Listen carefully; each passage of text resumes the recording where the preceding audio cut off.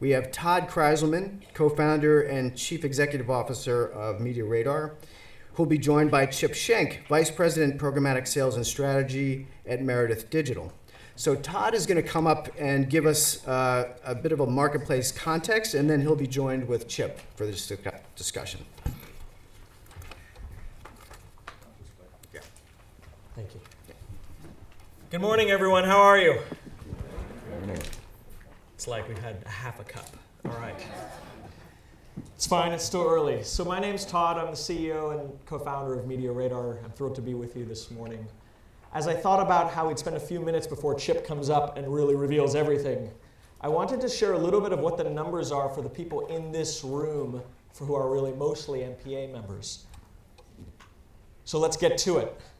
In just Q1 alone, looking across just MPA sites, there were 17,000 advertisers.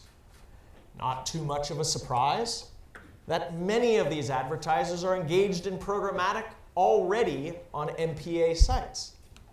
Right? So this is the part that, over the last couple years, this number has gone from 70% to 80%, and it's basically almost everyone participates in buying programmatically already. But as I thought about today, I was thinking a little bit about how do we think about where all this programmatic buying is coming from? Where is it sourced from, right? So we do have to look like one thought I had was, well, maybe it all comes from print. Maybe the print buyers are just saying, boy, we have a relationship. We want to extend that relationship programmatically. And what we find is that is not the case, right? So in Q1, there were 8,000 print buyers. 2,400 of those advertisers, those same exact print advertisers, are buying online, and just 1,200 are buying programmatically.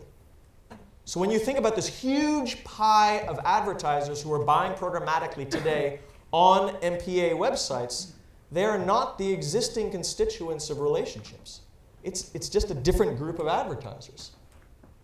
That leaves 15,000 other advertisers that are current customers. So when we look by category, I thought this was so revealing, right? This idea that websites and software companies are a very meaningful portion of the largest amount of buyers who are buying programmatically. I actually was I saw this, I actually asked to see the full list of advertisers because I didn't think it was necessarily accurate.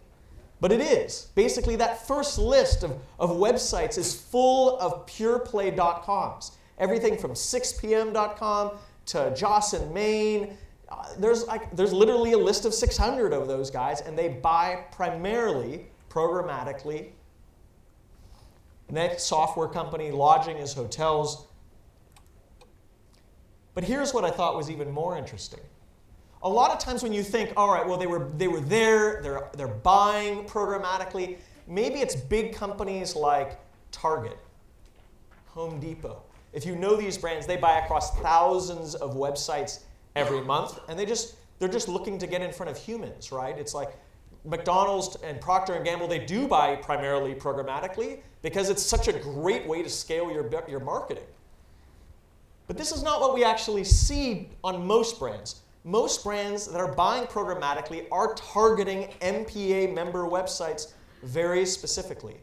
And this to me is really good news. Right? It only reinforces some of the stuff that Susan was just talking about. The people are buying not just pure programmatically where it's just all computer against computer, but there is a lot of buying that's very deliberate, and that's what you see in the numbers.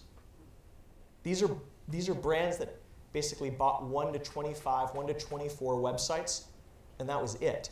So very, very targeted campaigns. All right, so one last thing.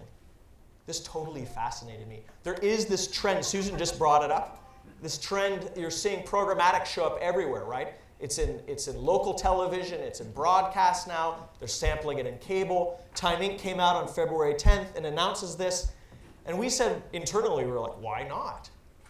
But then we said, well, who's going to do it though? Who will be the people who buy print? Will it be the same 16,000 programmatic buyers who are buying now? And I'll leave you with this. Know that out of those 16,000 programmatic buyers who buy online programmatic, half of them already buy print today. So even though they're not buying a lot of MPA magazines yet, they are buying print. And so we think that strategy will play out nicely because it's going to allow you to extend reach to a group of advertisers who don't buy with the MPA today. All right, everyone. That's enough for me. Let's bring up Chip and let's ask him some tough questions. Thanks, guys. Uh-oh, tough questions. Where do you want to go? Sure. Hold this out. Give us a little room. All right. So, if everyone doesn't know Chip, Chip is the commander of programmatic at Meredith's building. And before that, he was at Pubmatic. And you know, you've overseen a total transformation within the Meredith environment. And also at the same time, you guys have done acquisitions, whether it's been All Recipes or even more recently with My Wedding, which, by the way, I was reminded it's singular. Yes. Yeah, we always say my weddings, but it's actually my wedding. Just one wedding.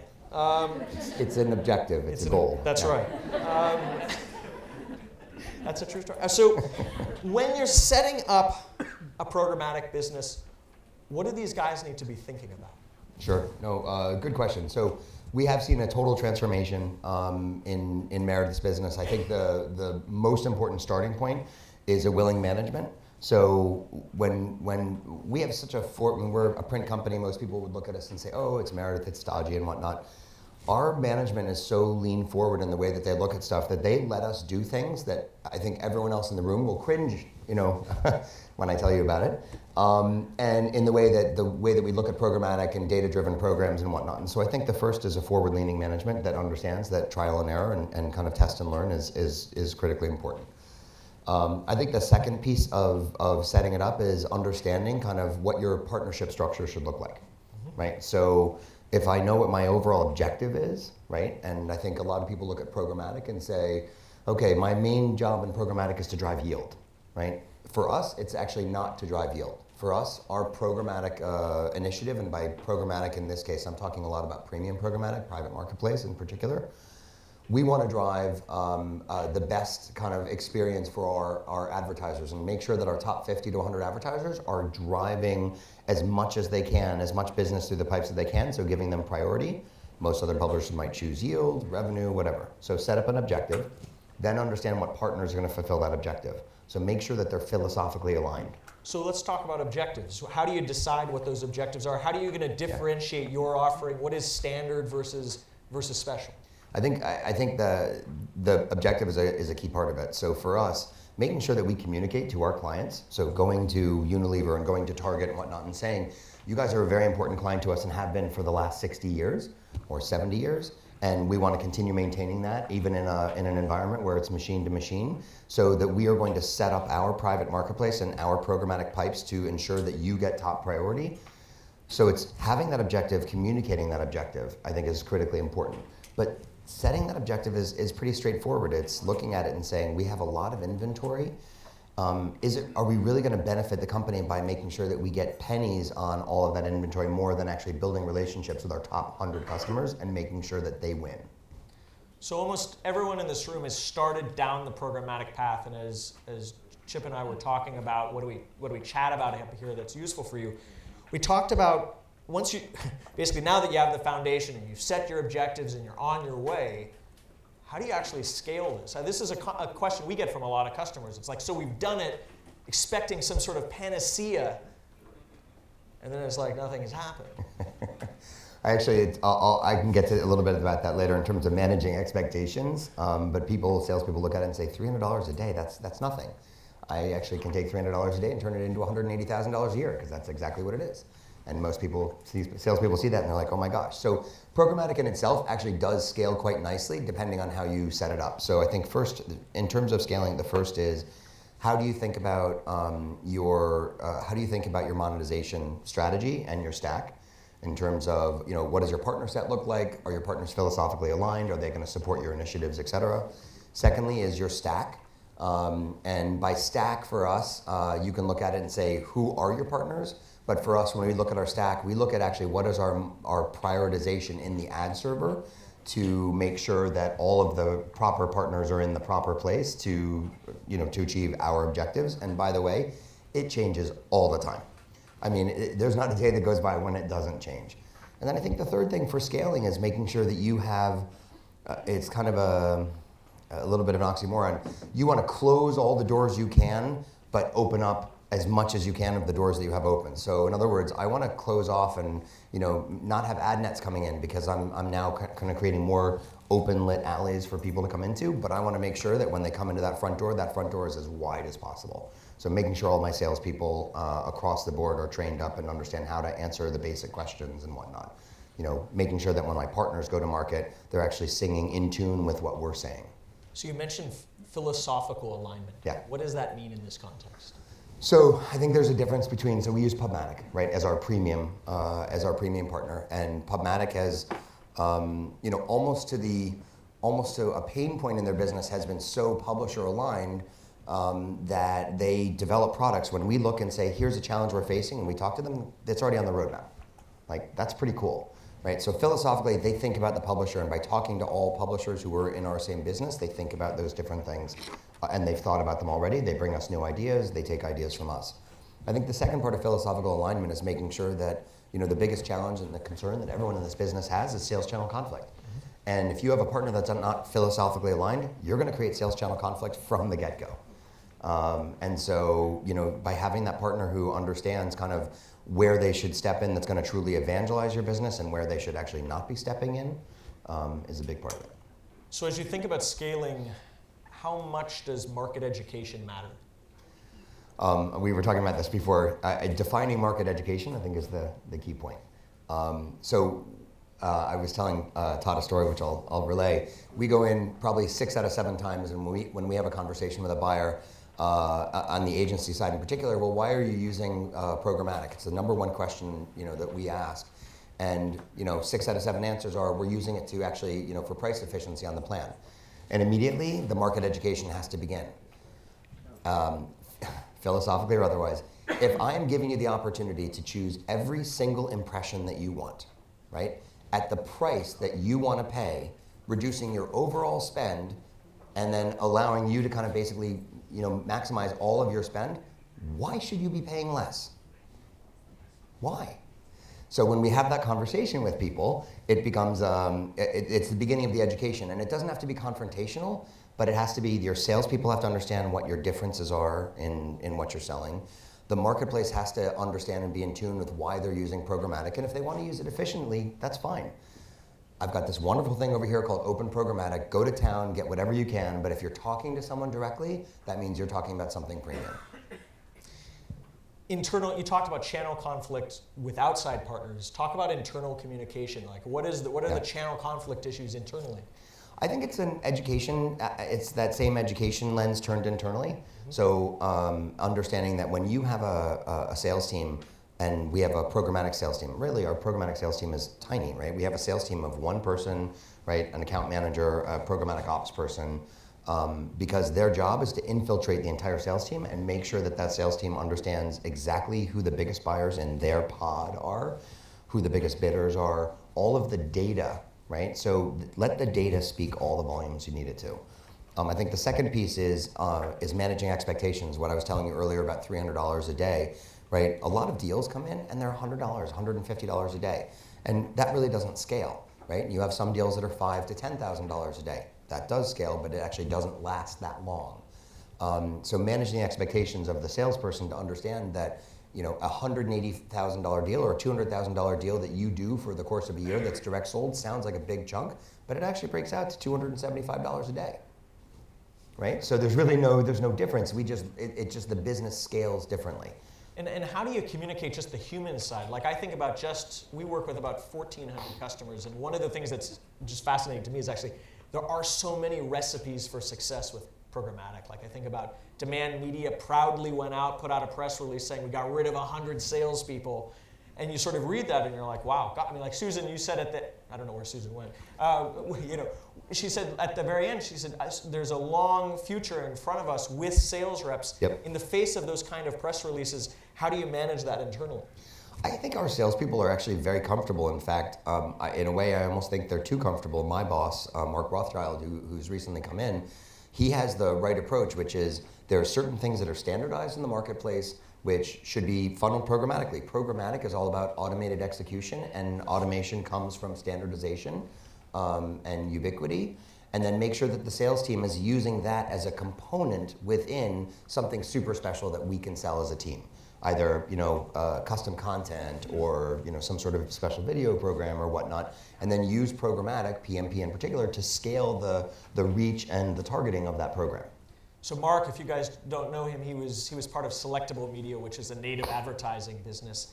And native has been in many ways, like you listen to Armstrong over at AOL, he's talking about his barbell strategy, and on one hand is like the programmatic and a lower CPM, and on the other hand is this higher CPM thing. But suddenly we're reading all these articles, and there's probably too many of them, about programmatic native. Is it real from your perspective? It depends on your strategy in terms of what you're looking at. So we want to launch a product that we've been kind of talking about internally that's not technically native. If you define native, right? Again, define what it is first. And for us, native is about something custom for a client, and so thereby, in its very principle, it can't be standardized.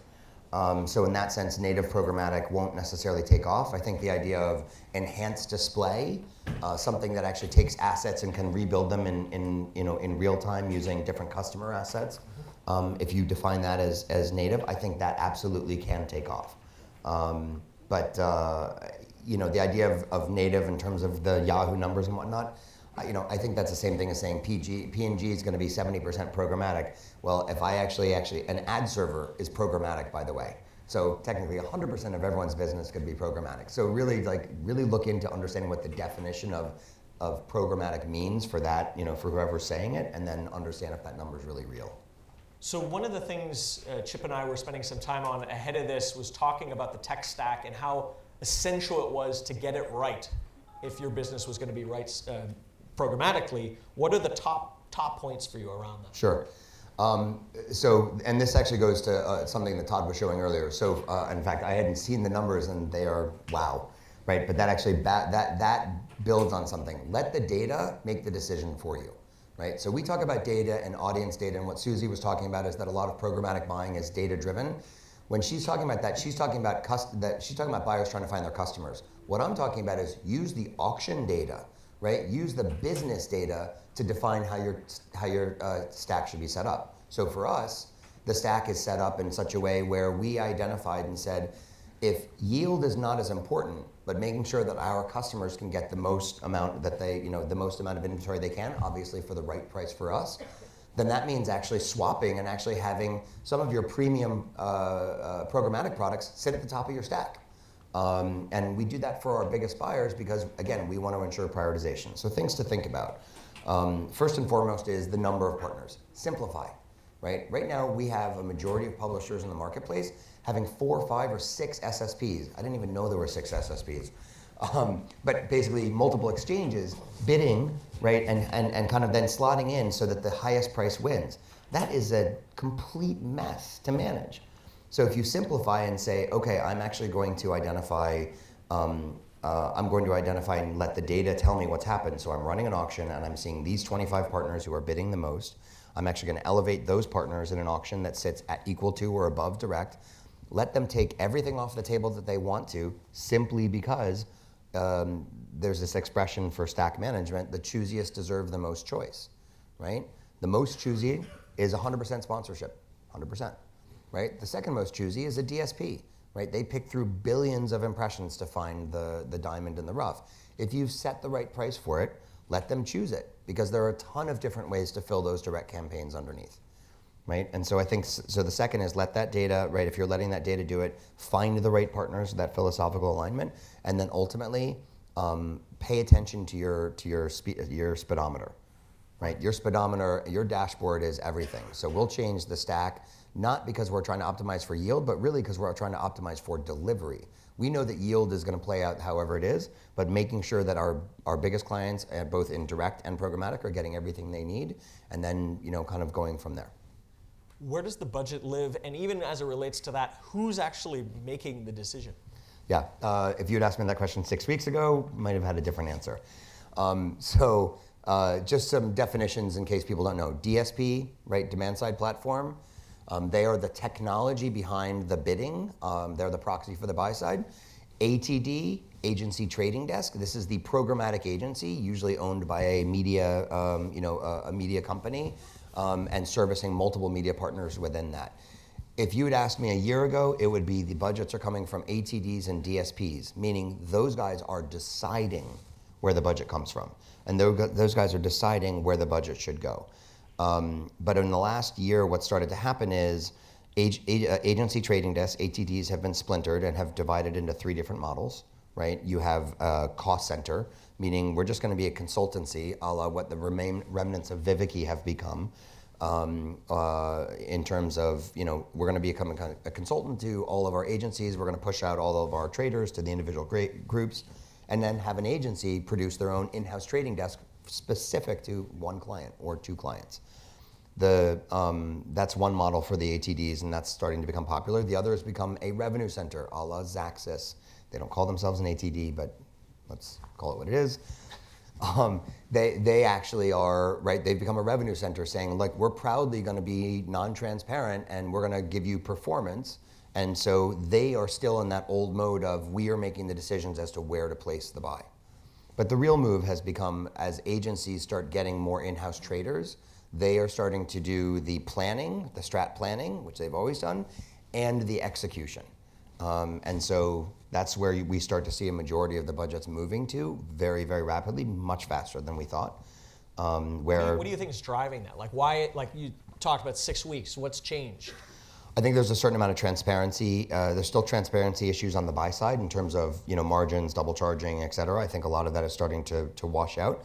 I also think it's ownership of data. If I'm a client and my campaign data, forget my user data, my consumer data, but my campaign data is actually going to a place where it's going to be used for all of my potential competitors if that ATD has multiple clients. I'd rather have that data sit in one place that a team is constantly looking at it and managing only on my behalf. So I think there's that part of the desire. So with all these changes, to me, like one of the most urgent question is then, okay, how do you create deal flow? Knowing all these changes are happening and it is in a fluid environment, how are you going to create deal flow? Yeah.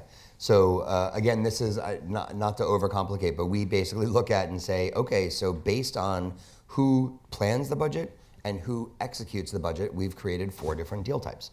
So we have hybrid, which is what we try to push the most, because hybrid is when the agency is both planning the programmatic buying and executing it all within the same team, literally the same team, which means that the programmatic buy is absolutely a part of whatever plan they've put together, specifically around kind of large-scale execution, custom executions, et cetera.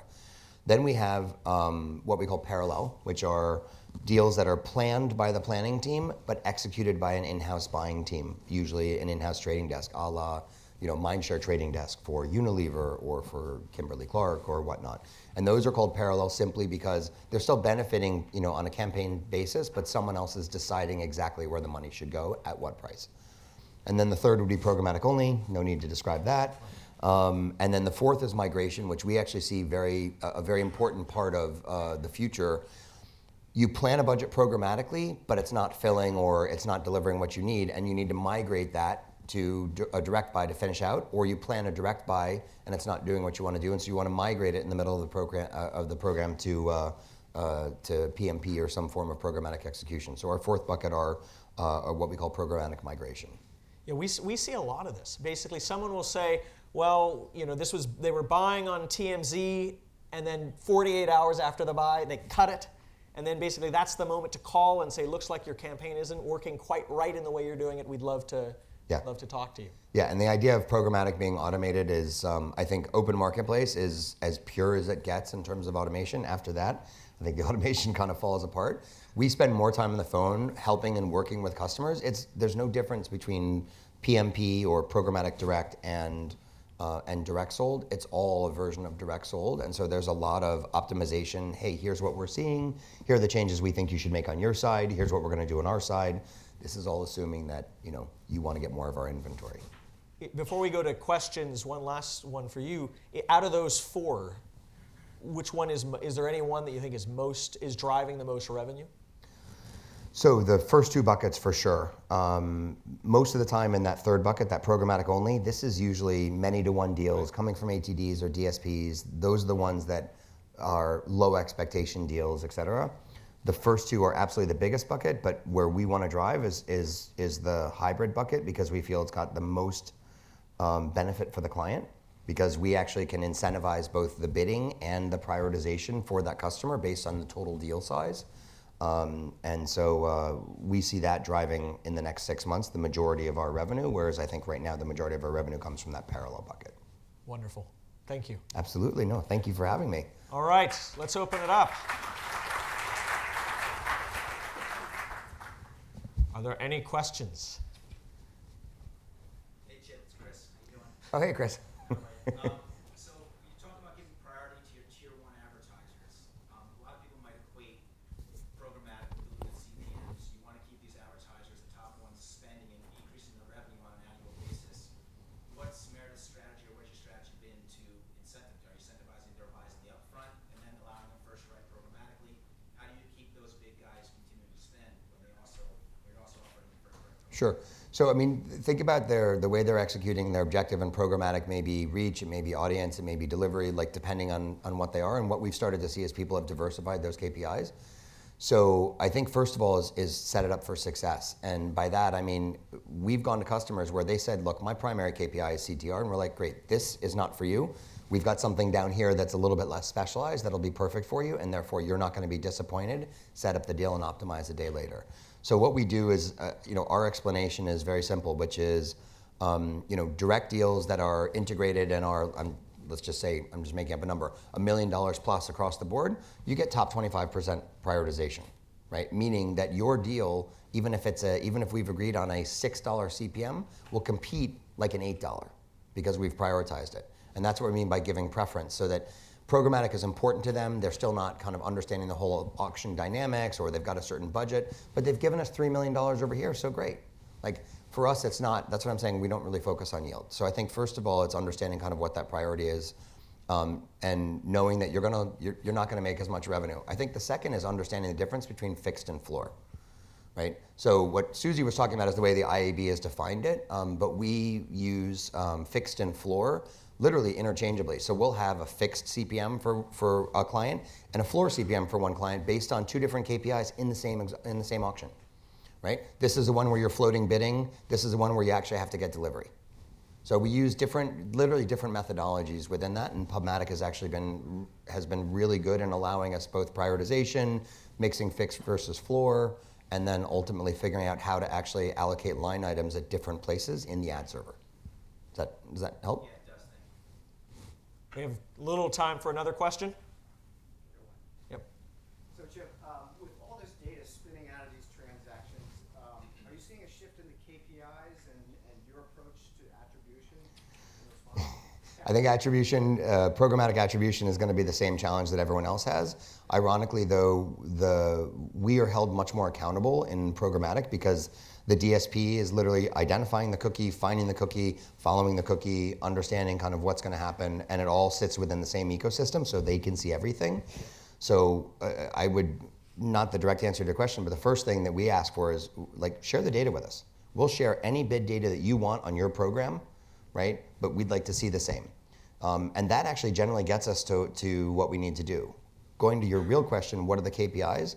The KPIs have absolutely shifted from CTR to brand. I would say over 50% of our deals have some sort of Visu brand metric, definitely some sort of acquisition, but the acquisition is generally not sale. It's acquisition engagement on website. This person has actually signed up for 3 different things.